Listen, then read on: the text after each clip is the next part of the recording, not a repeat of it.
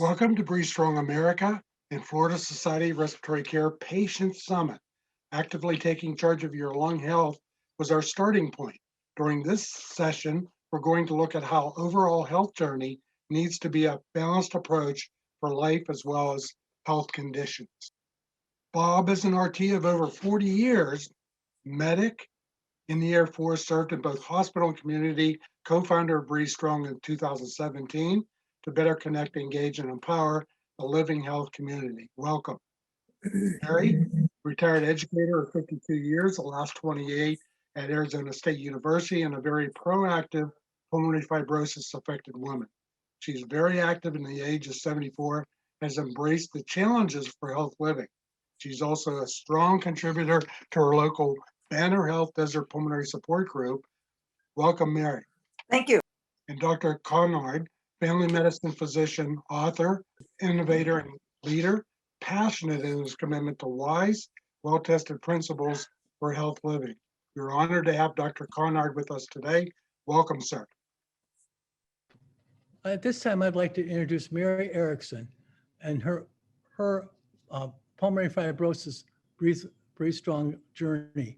Mary had no breathing issues in childhood or as an adult. She developed a cough around the age of 68. Students in her class knew what to do when she stopped in the hallway for a coughing fit. At 70, she was diagnosed with reactive lung disease and interstitial pulmonary fibrosis. She no longer had symptoms of reactive lung disease. She participated in a hospital-based pulmonary rehab for several years, gaining invaluable skill and knowledge and companionship. Mary retired at 74 and participates in Marilyn Klingler's pulmonary rehab support group. Mary, could you share a little bit about your journey with us? Well, it took years to get the right pulmonologist. I want to thank Dr. Robinson for mentioning that. I went through a number of them before anyone could resolve my problem. But I do remember the day that happened. I was sitting in the pulmonologist's office, and I asked her what she meant by wearing oxygen, and then I just, because she told me I was going to wear oxygen 24/7, and I thought, I wonder what that is. And when she told me, I lowered my head and I started to tear up a little bit, and then I thought, well, this isn't going to work. So I straightened up and started thinking about how to remanage my life. And I've always been an eager student, likes to sit in the front and answer all the questions. And I'm a researcher, so I got to work on using those skills and started running sort of experiments with myself, collecting the data that really counts, which is on the end of your finger with a pulse oximeter. And for example, I drove to the high country here in Arizona to try to reach the same level as flying in a pressurized cabin when I had new equipment to see how it would go. And I scared myself a lot. And I scared the people who were with me and with time, I began to realize a lot of that fear was probably what was causing me to have that lower oxygen. So I started doing experiments and sort of studying myself and learning how I could help myself. Okay, Mary, with all lung diseases, people have good days and bad days. What do you think helps you when you're having a bad day? I changed my mind since yesterday, Bob, because I was going to say I don't have bad days unless I didn't plan right for them. And that's sort of true. But hearing Dr. Robinson, I thought, I gotta re-up with some of those people on my team so that I am ready when, and I know they are there, and have their phone numbers ready to go and be more attentive to, is it time to get that team? But I have let that go because I've discovered that, if I plan right, I don't have a bad day. So if I have a bad day, it's usually because I didn't make a good plan. I didn't anticipate the problems that were going to come up. let's take a little closer look at your, thank you very much, Mary. Let's take a little closer look at your lung health journey. Mary, on the left, you could see her active life that she has been a lifelong teacher and learner with many interests, including tricyclist, community volunteer, and artwork and interest in the community. Mary, could you briefly share 3 take-home points of your action plan?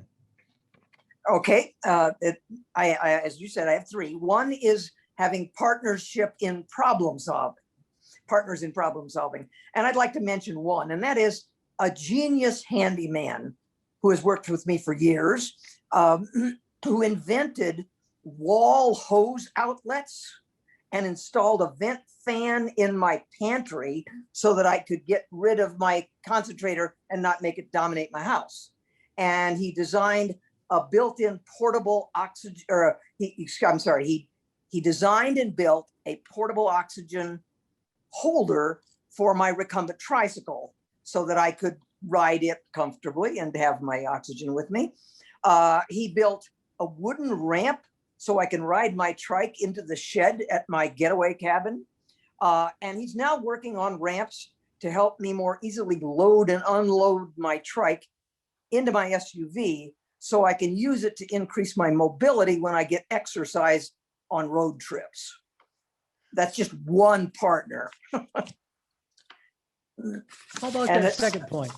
Yeah, the second point is moving past fear and embarrassment.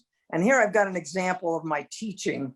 After I got my diagnosis, for a couple of years, I used my oxygen in my office, sort of thinking I could bank this oxygen, which of course we all know you can't do.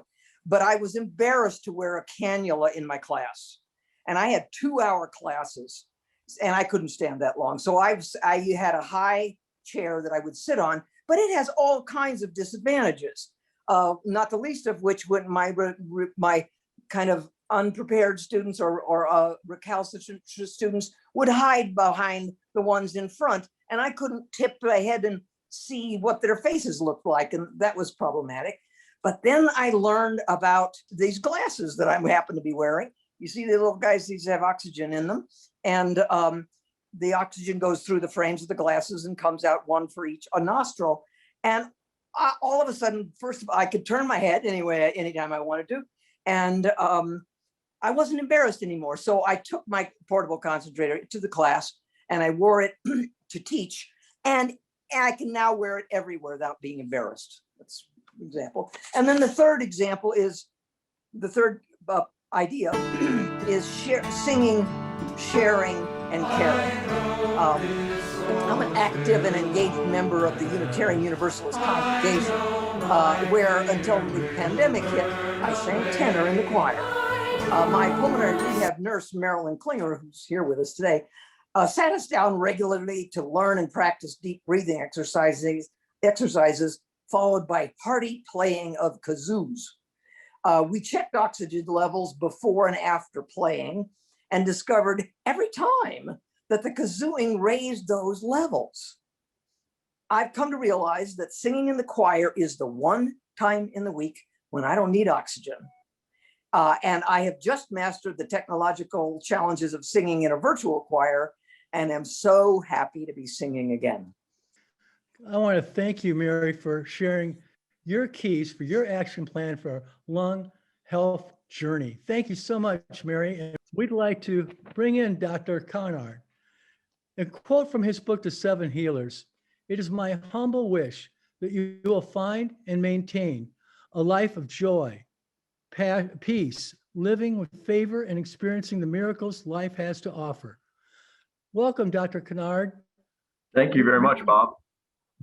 Dr. Conard, could you summarize the 7 healers? Sure. Let me take a step back to take a step forward, and that is that the reason that I wrote the book The 7 Healers is because my patients were coming in saying I have to have a pill, a procedure, or surgery to get well, and it was like absolutely not. We all heal from within. Doctors get tumors out of the way, we get infections out of the way, we may have some medication to open your airways a little bit, but it's all about you, baby. And so everybody on this call knows the seven healers already, and because without them, you would not do well. So, in 3 minutes, if you don't have this, what you would die. What would that be? Oxygen or air. Secondly, without us in 3 days, you would not be doing well, and that's water. The third one everybody always misses because without this for 7 days, you would actually be confused and disoriented and dazed, and it's actually used for interrogation. So that is sleep.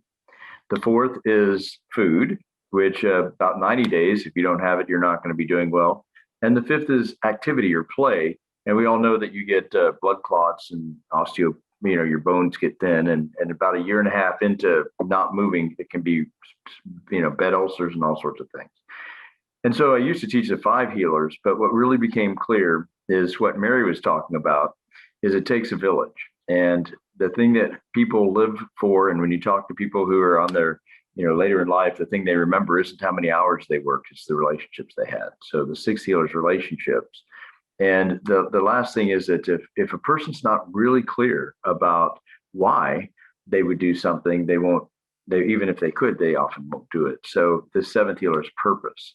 And so, it goes in a circle. It's not a straight line, because the way that you really get in touch with your purpose is by meditating, taking deep breaths, and, really getting into a calm, contemplative place. So, the first healer and the 7th healer are bosom buddies. And so we draw a wheel, a circle, where those all come together.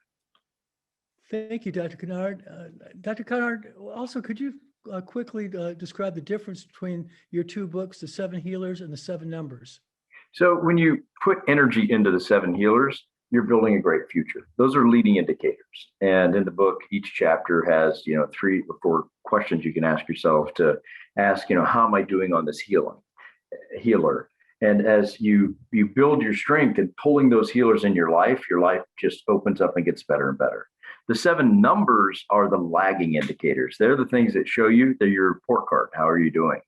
And particularly when it comes to heart attacks, strokes, diabetes, and all the complications, they're numbers that you want to have within a certain range. And if they're out of range, they predict bad things will happen in the future. But worrying about those numbers doesn't do any good. What you have to do is you have to go back over to the 7 healers and put your energy into that. So 7 healers are leading indicators. The 7 numbers are your lagging indicators that give you an idea on how you're doing in pulling the 7 healers into your life. Thank you, Dr. Kennard. I want to thank Dr. Kennard and his support of allowing the Breathe Strong team to integrate the 7 healers into our action plans of everything you've heard this morning. But I'd also like to focus from hearing from Mary's story. Dr. Kennard, would you just talk briefly about the importance in Mary's story of number 6 and 7? Well, one of the things that I love, and Mary, you've got so much charisma. I think it's so beautiful. And for me, the definition of the word charisma is God shining through. And it really is just being willing to work with other people, being open and being in relationships. And all of us have a life team. Every single one of us does. And whether that's somebody who brings over a meal or somebody that, we can serve or help ourselves, you've got to put the life team together. And, COPD and terrible, severe asthma can be such a challenge for people.